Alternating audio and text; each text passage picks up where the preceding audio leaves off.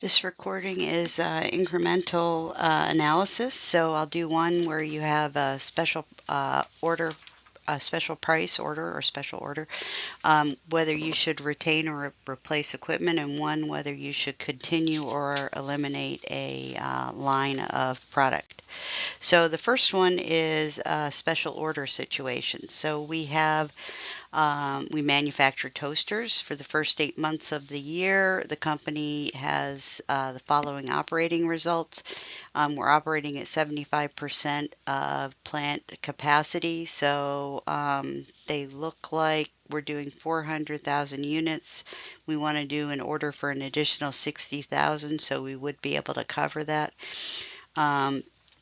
Our sales are let's see, cost of goods sold. So 75% is variable and 25 is fixed.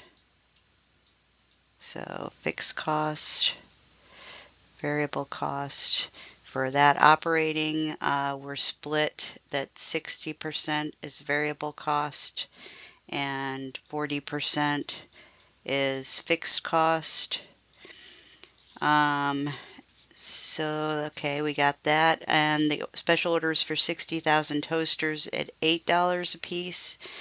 And that's an order from Mexico City. We would have additional cost of $8,000 for shipping, but no increase for operating expenses. So they want to know if we should accept this order or not. So when we go look at this, we do need to calculate the fixed cost and break up the cost of goods sold and the operating expenses. Okay, so if we reject the order, we're not going to have any additional revenues and we won't have any additional expenses, so there would be no change to the income. If we accept the order, the first thing we have to do is look at the additional revenue. So there would be 60,000 toasters at $8 a piece, which is $480,000 of revenues. All right, next thing we need to look at are the variable costs. So cost of goods sold, 75% of that would be $2.1 million. The variable cost per unit is $5.25. So if we're making 60,000 units, that's going to be $315,000 of variable cost for the cost of goods sold. For the operating expenses, 60% of those are variable, so that's $540,000, and that's over 400,000 units, so it's $1.35 per unit, and we would be manufacturing 60,000 additional units, so that is a cost of $81,000, and then we would have that additional $8,000 of shipping costs that we have to add in. So our operating costs would be $89,000. So when I've done this on the board, I've actually just added an additional line, so I would have had 81,000 and then 8,000. But when you add all that together, you would have $76,000 of net income. So you're basically comparing, if you reject the order, there's no change to net income. And if you accept the order, there's net income of $76,000 more. So would you accept this or reject this? Well, as long as there's no non-financial aspects, I would say you would accept. So the thing you got to be careful here is that we don't know where this company is located. Now we're selling this to some company in Mexico City.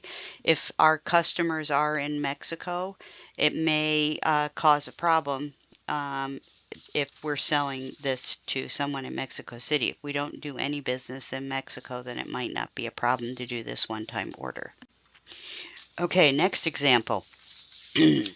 So this is a replace or retain. So we're currently using a word processing computer, and we're so busy it's taking an extra 3 hours to do the work. So management's thinking about upgrading the computer so that we don't have to run the overtime processing. So the original cost of this computer is a sunk cost in the accumulated depreciation, so we really don't care about that. So that is irrelevant. The fact that there's a remaining useful life of 6 years and the new machine's going to have a useful life of 6 years, those are things that are relevant. The fact that it has a current salvage value, so we would get $8,000 if we sell it, is relevant. So if we continue to use it, it'll have 0 salvage value at the end of the 6 years, and the new machine would have 0 value at the end of 6 years. So we have all the information we need. We do have a difference in the operating costs. So the current machine is cost $25,000 a year more to operate, and the new machine would cost $20,000 a year to operate. So we're going to go on and start to set this up. So again, you have to compare the different information. So for the current machine, we're going to look, well, we can look at the different things. So the operating costs. So they said it was $25,000 for the current machine, $20,000 for the new machine, and that would be per year. So for the current machine, $25,000 times 6 years. The new machine, $20,000 times 6 years. So there's a difference of $30,000. So it would be $30,000 cheaper for the new machine. The new machine, we would have to pay $23,000 to purchase it. So that's going to be $23,000 out to acquire that machine. And the old machine, if we sell that, we would receive $8,000. So if we're keeping the old machine, there's no cost for a new machine, and there's no money in for selling the old machine. So when we look at those things, I would look at it as, okay, this is okay. You can leave this like this. So that would be okay.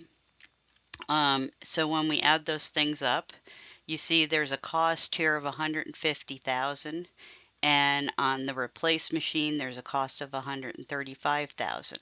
So when I was doing it on the board, I had these shown exactly the opposite. So this I had net income where you had an expense of $150, and this I had an expense of $135. So which would you rather have? Well, you'd rather have this because you had lower expenses. So this is telling you that replacing the machine is going to have lower expenses, so that means your net income is going to be higher. So you would prefer to replace the machine because it's going to result in higher net income.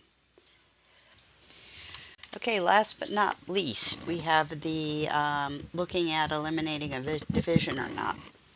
So the big issues here, this Edinburgh division is running at a loss. And we have a new accounting major who comes in and says we should get rid of this division because we would have higher net income if we got rid of this division, and it would be higher by $21,870. So when we go and look at the detail, the cost of goods sold, $55,000 is variable, $21,470 is fixed. For the operating expenses, $16,000 is variable and $27,600 is fixed. None of the fixed costs will be eliminated. So first step we do is we're going to set up a CVP income statement. So we have the sales, and then the variable cost we will list. We'll have a contribution margin. The fixed cost we'll list, and then we go ahead and fill those in. So if we leave things as they are, what you'll see, the sales are $98,200. The cost of goods sold, the variable we said were $55,000. The operating costs were $16,000. So our variable costs are $71,000. So we're contributing $27,200 towards the fixed costs. Our fixed costs, based on the information given, total $49,070. So our loss is $21,870, which matches the loss that was reported on the information we started with.